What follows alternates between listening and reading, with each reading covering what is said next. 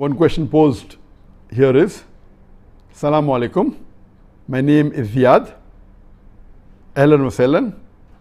I am from Saudi Arabia, Riyadh. My brother always eat when it's for the adhan. Does it cancel the fasting?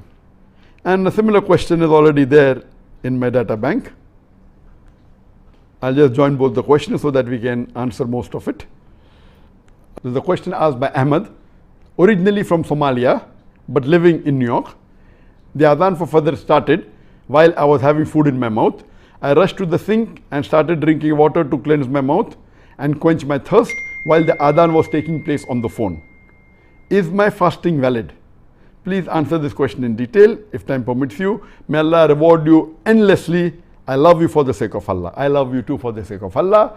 Both these questions asking that once the Fajr adhan starts, can you continue eating? And I mentioned this, that this is a common error done by Muslims, that even after Fajr adhan start, they continue eating thinking you can eat till the end of the Fajr adhan. The moment the Fajr adhan starts, that means the dawn has broken, the day has started. So it is prohibited for you to eat or drink once the day has started. So if you are eating any food and the moment you hear the adhan, you should spit out that food. If you have any water, you have to spit out that water. You cannot gulp it down. Before the adhan, no problem. The moment you hear the adhan, or the moment you know the time is up from your mobile phone, when the time for the dawn is there, you should stop. If you continue, your fast is nullified and your fast will not be valid because you have eaten during the daytime and that is not permitted.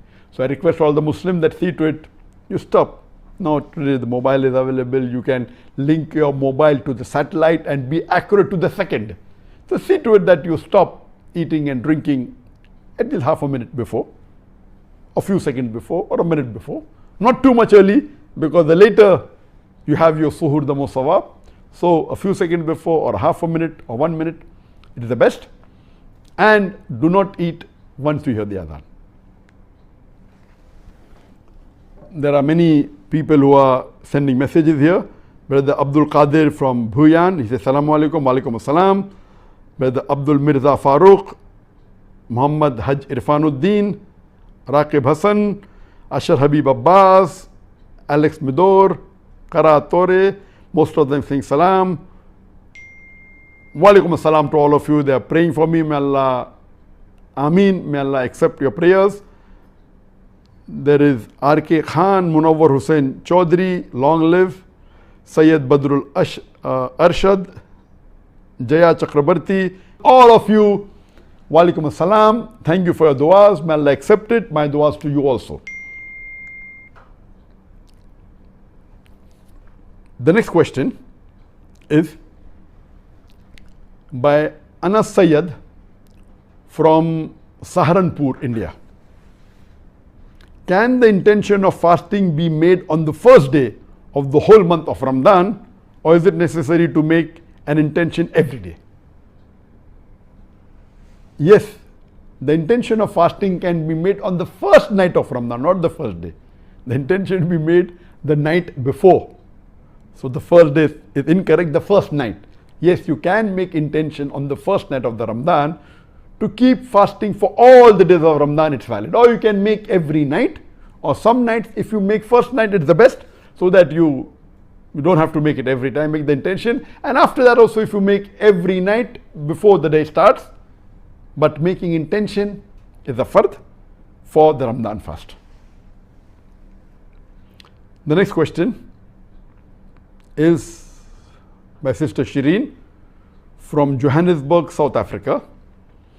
In the present scenario of coronavirus, if the school gets opened, should I send my son to school as he has a chest problem and he easily gets bronchitis? Need your advice.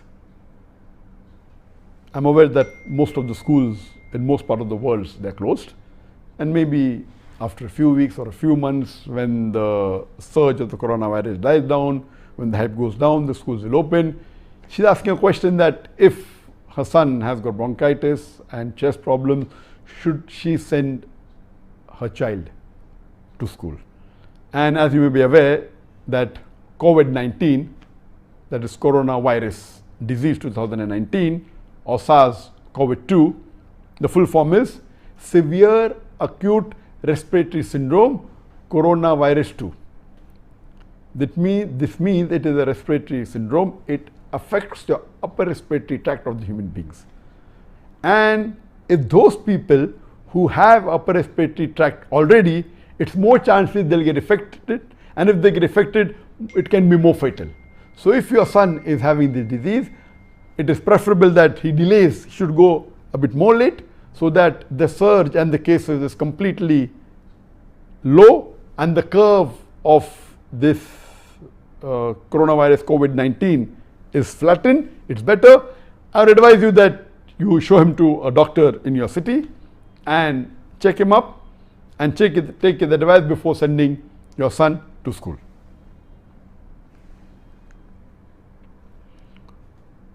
The next question is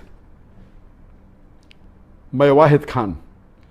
Can we perform Friday prayers at home by forming a congregation of 5 men? And this question is selected from the Facebook. A similar question that came on the WhatsApp, I'm clubbing it together, is by Mohsin from Sydney. Please tell us the rulings about praying Jummah at home or in private hall, following social distancing in terms of minimum numbers, and how our Prophet, peace be upon him, prayed Jummah in similar situations like war, traveling, etc. Would appreciate your answer as it's concerning to a lot of us with different options. Basically the question is that, can we pray Jummah at home? Is 5 people sufficient? The reply to this is that many of the different schools of thought have different rulings as far as the congregation Jummah is concerned. Some schools of thought say that there should be minimum 40 people congregation to pray the Jummah Salah. Some schools of thought say it should be 19 minimum. But as far as if you read the hadith of the Prophet or the Quran, nowhere in the Quran or nowhere in the hadith is the exact number mentioned minimum for a person, for the congregation to be for the Jummah Salah. Praying Jummah is fard, but the congregation is not mentioned. For normal congregation, there's a hadith in Sahih Bukhari and Sahih Muslim that even 2 people make a congregation. But for the Jummah, there is no specific hadith. But there is a hadith in Sunan Abu Dawud, volume number 2, hadith number 547, which says that our beloved Prophet Muhammad said that there will be at least 3 people amongst the believers who will continuously pray all the Fara'is Salah in the mosque and will not be tempted by the Satan. And the Muslims should join this Jummah. Here there is no mention of Jummah Salah, but because it says 3 people will continuously pray, and the other hadith says 2 are sufficient for a Jummah and Salah, according to Sheikh Muhammad Hassan Ad-Dadu, and Sheikh Muhammad Hassan Ad-Dadu, according to me, is one of the most knowledgeable living Muslim scholars of Islam. He's from Mauritania.